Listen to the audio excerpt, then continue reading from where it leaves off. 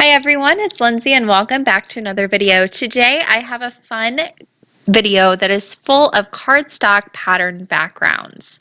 So for this video, I'm going to be using this new stamp set from Joy Claire Stamps. It is so adorable. And I'm also going to be using some papers. These are from Basil. This month, Joy Claire is partnering with Basil Cardstock. So that's what I'm going to be using today. I went ahead and cut my papers that I had selected down to 4 1/4 by 5 1/2, so A2 in size. That's going to give me a nice starting point so I can put these in my paper trimmer and just start to cut strips. I am not measuring these. I am cutting some at 1/4 inch, some at 1/8 of an inch, some at 1/2 of an inch. Some I don't even have a mark that I'm using. I'm just randomly cutting a bunch of different strips.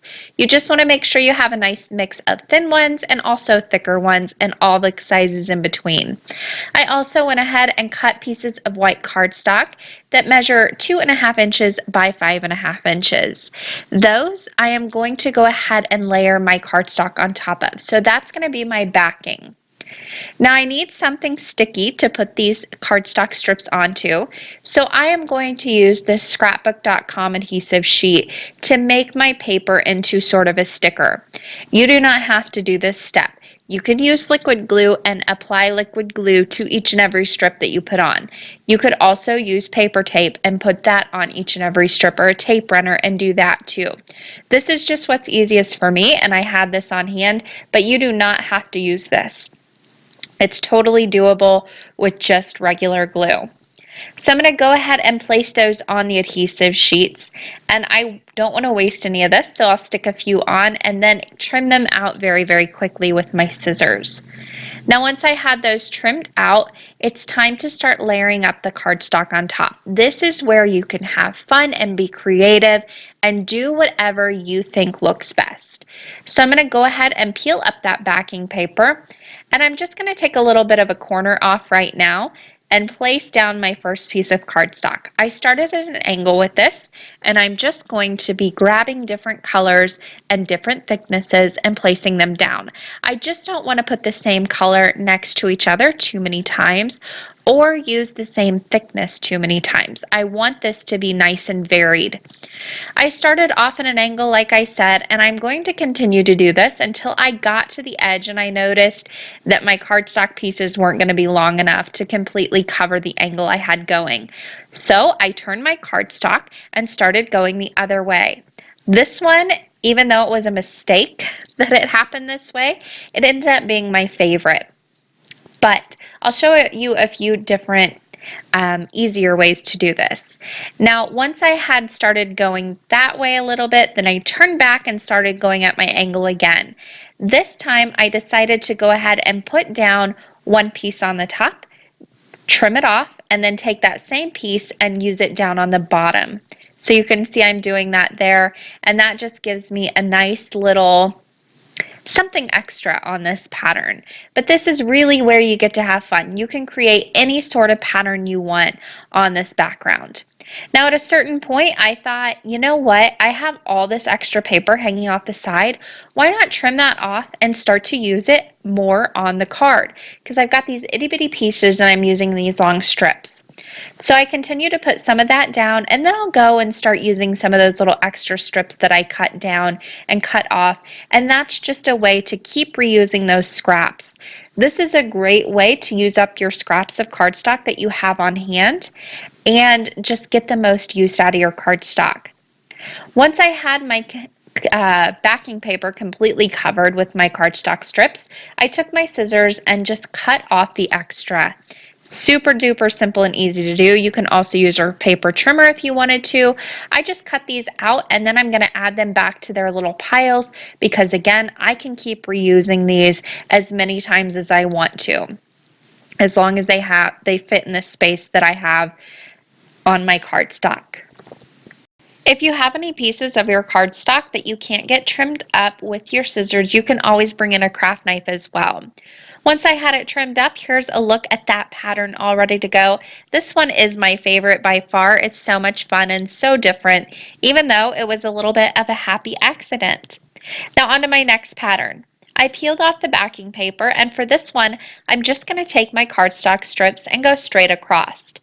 For this, you want to make sure that whenever you start off with that first piece, you make it nice and straight. Because as you keep going up this cardstock, if you were at a bit of an angle, it's just going to keep going at a bit of an angle. So I went ahead and applied those. I left one side a little bit longer so I could trim those off. And again, just switching up the colors and the widths of them. Now on my third piece, I went at an angle, but on this one, so I could continue to go at an angle and not have my cardstock strips too short, I started in the center. That is a good idea if you're going to do any angled pieces. Start in the center and make sure that your strips will go all the way across. Then I continued up and down the cardstock, just again switching up the colors, switching up the widths, then trimming them down with my scissors. Here is a closer look at all three pieces ready to go and be put on cards. They're so much fun, and they only took these three pieces about 15-20 minutes to make. They were very, very quick. Now, like I said, I will be using this stamp set from Joy Claire to finish off my card today, and I'm using that larger llama. I'll go ahead and put it into my Misty and stamp it 3 separate times with Memento Tuxedo Black ink. I'll be coloring this in with some alcohol markers. I also stamped in a little flag banner that's in that stamp set. It's actually a big flag banner, and I'll use that on 2 of the cards, finished cards. These are all going to be a little bit different. Now I'm using my Misty. This is a brand new stamp set, so I am going to give this a double stamp, and I'm doing this on white cardstock. Once I had my stamping done, it was time to do some coloring. I'm using my alcohol markers to do my coloring. Any coloring medium is going to work here and look beautiful. Just make sure that you use a black ink that will play nicely with whatever coloring medium you have chosen. To color in my little llama, I used some light yellows, almost tan looking colors for a nice cream look. And then I also colored in the little blanket on his back with some very bright colors. I didn't do any blending or anything on the blanket itself. I just went in straight with one color.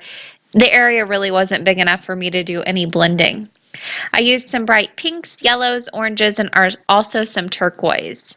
There's a closer look at my little finished llama, and like I said, I stamped and colored 3 of these guys in. I also went ahead and fussy cut those out. Then it was time to put the card together, or put the 3 cards together, I guess I should say. I am using this black Swiss Dots paper, which has little bitty dots on it. It just adds a nice little something to the edges of my cardstock.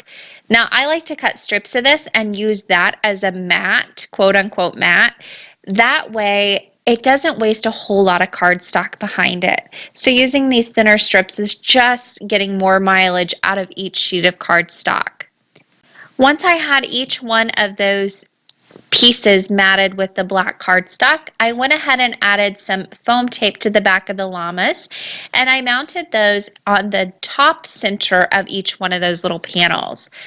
Again, I'm using foam tape to pop that up and give it a little bit of a dimension. Now on 2 of these cards, I'm also going to go ahead and use that flag banner that I stamped and colored. I used the same colors on the blanket that I used on the blanket on that little flag banner. I put that on the top in the top left-hand corner and then just used my scissors to quickly trim that out. Again, I used foam tape for that.